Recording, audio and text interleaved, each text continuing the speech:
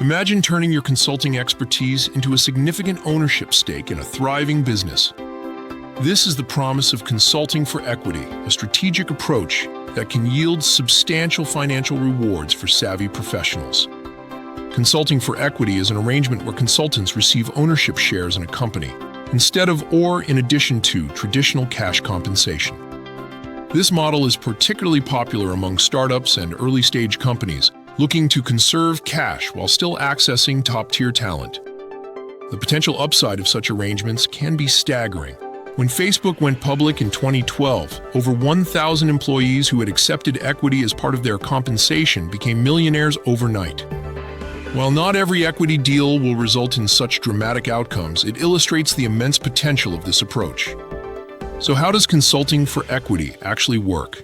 At its core, an equity compensation agreement is a written document that outlines the terms of the arrangement. This includes the type and amount of equity offered, performance expectations, and vesting schedules. Vesting is a crucial concept in equity agreements. It refers to the process by which the consultant earns their equity over time or by meeting specific milestones. Common vesting structures include time-based vesting, where equity is earned gradually over a set period, and performance-based vesting, where equity is awarded upon achieving predefined goals. Equity can come in various forms, with the most common being stock options, grants, and warrants. Stock options give the consultant the right to purchase company shares at a predetermined price. Grants provide actual ownership of shares, while warrants are similar to options but are typically issued by the company itself.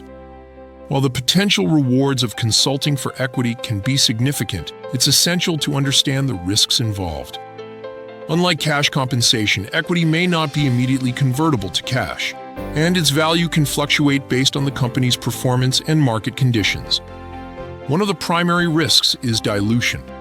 As a company issues more shares to raise additional funding, existing shareholders may see their percentage ownership decrease. To mitigate this risk, consultants should negotiate for anti-dilution clauses or pro-rata rights that allow them to maintain their ownership percentage. Before accepting an equity offer, consultants should conduct thorough due diligence on the company's financial health and growth prospects. This includes analyzing revenue trends, assessing the company's market position, and understanding potential exit strategies such as acquisitions or initial public offerings. Tax implications are another critical consideration when consulting for equity. The tax treatment varies depending on the type of equity received and can significantly impact the overall value of the compensation. For instance, stock options are typically taxed when exercised, while restricted stock units are usually taxed as ordinary income when vested. One strategy to potentially reduce tax liability is the 83(b) election.